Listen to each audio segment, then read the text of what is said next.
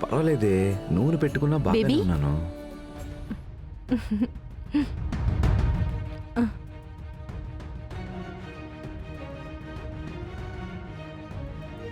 ఏంటి కంకణం కట్టుకున్నావు? తలకి నూనె పెట్టారు. ఎవరు పెట్టారు నీకు? నీకెందుకు అదంతా? అక్కడ అందరి ముందు కుదరదు అని చెప్పి వచ్చేసి ఇప్పుడు మాత్రం ఎవరు పెట్టారు నీకు? ఆంటీ వచ్చి పెట్టారు. దానికి ఎందుకు ఇప్పుడు డిస్కషను? నువ్వు వెళ్ళి త్వరగా రెడీ అవు శ్యామ్. వెళ్ళు.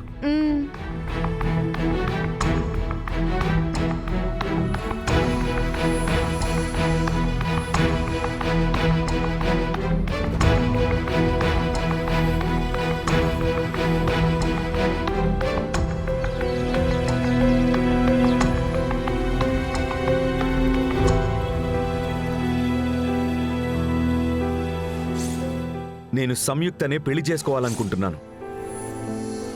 సంయుక్త పేరులో పెళ్లి పనులన్నీ జరగచ్చు, కానీ పెళ్లి జరిగేది బంగారితోనే.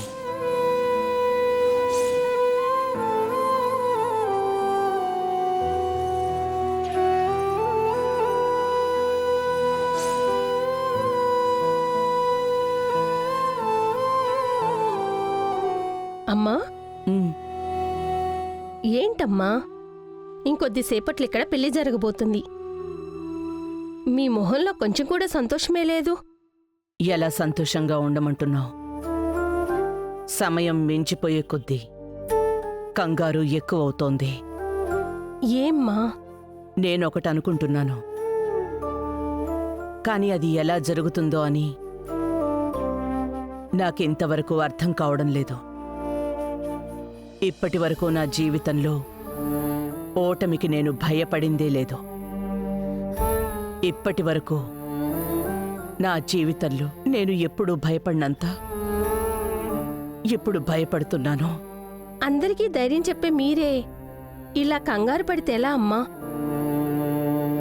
మీరే కదమ్మా రవికి బంగారికి పెళ్లి చెయ్యాలని నిక్కచ్చిగా ఉండి ఉన్నారు. ఇప్పుడు కూడా మనసులో అదే ఉంది మణి, కానీ అది ఎలాగో అర్థం కావడం లేదు. ఏం చెయ్యాలో అస్సలు తెలియడం లేదు. మా ఏం లేనప్పుడే ఇడ్లీ వ్యాపారం చేస్తున్నప్పటి నుంచి ఇప్పటి వరకు ఎవరిని అడిగి నిర్ణయం తీసుకున్నారు? మీ మనసు చెప్పిన మాటే వినే కదా. అవును, అప్పుడు అంతా సరిగ్గానే నడిచింది కదా. అవును. మరి అలాంటప్పుడు ఇది మాత్రం తప్పవుతుంది అని ఎందుకమ్మా భయపడుతున్నారు? ఇప్పుడు మీరే గెలుస్తారమ్మా. మిమ్మల్ని ఎవరూ ఓడించలేరమ్మా. బంగారికి రవికి పెళ్లి జరుగుతుంది. ఇది మనం నిర్ణయించుకుంది కాదమ్మా, దేవుడు నిర్ణయించింది. మీరు కొలిచే దేవుడు మిమ్మల్ని అసలు వదిలిపెట్టడమ్మా.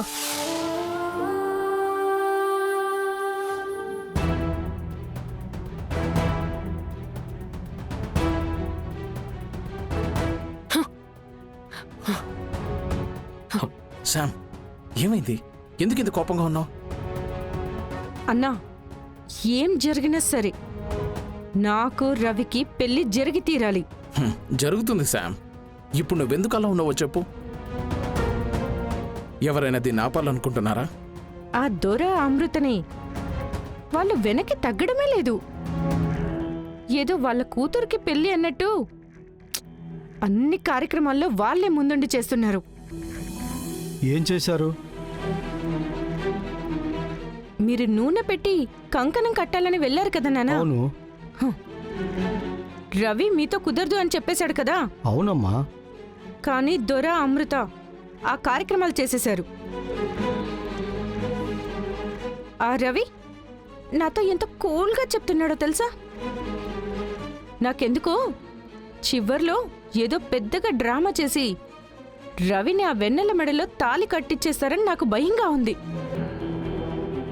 శామ్, వాళ్ళసలు మన కౌంట్లోనే లేరు. దీనికి పోయి నువ్వు భయపడుతున్నావా? ఆహా, లేదన్నా. ఆ దొర పెద్ద క్రిమినల్ లాంటివాడు. హేయ్, మనకంటేనా? కమాన్ శామ్, మన క్రిమినల్ బ్రెయిన్స్ ముందు ఆ దొర గడ్డి పరక లాంటివాడు.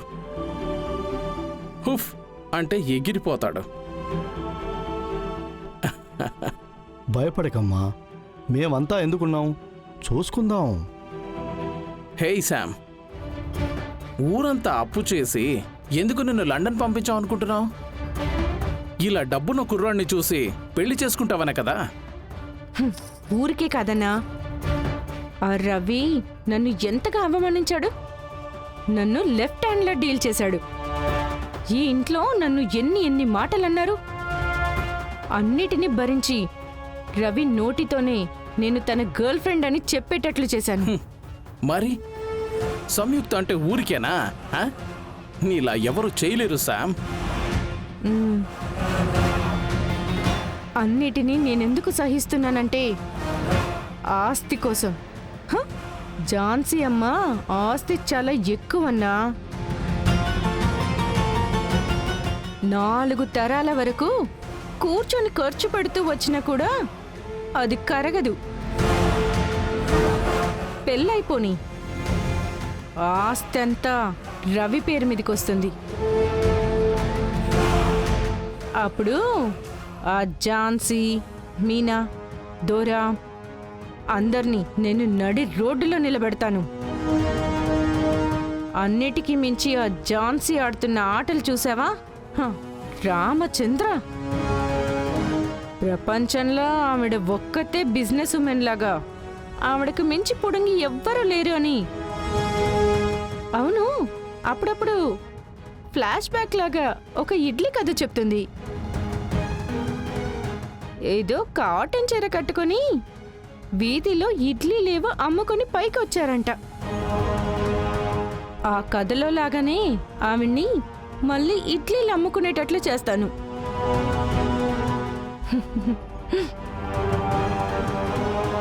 ఈ మీనా, దొర వీళ్ళంతా నన్ను చూస్తేనే మొహం చిక్లించుకుంటారు.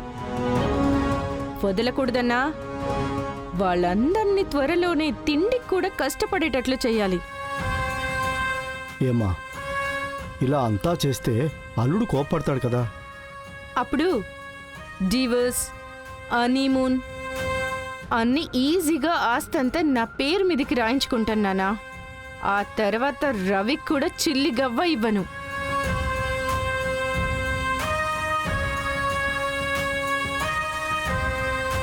చాలా జాగ్రత్తగా ఉండాలి సంయుక్త. ఇలా ప్లాన్ చేసే శేషారత్నంని కట్నం డబ్బులు ఇచ్చేట్టు చేశాను.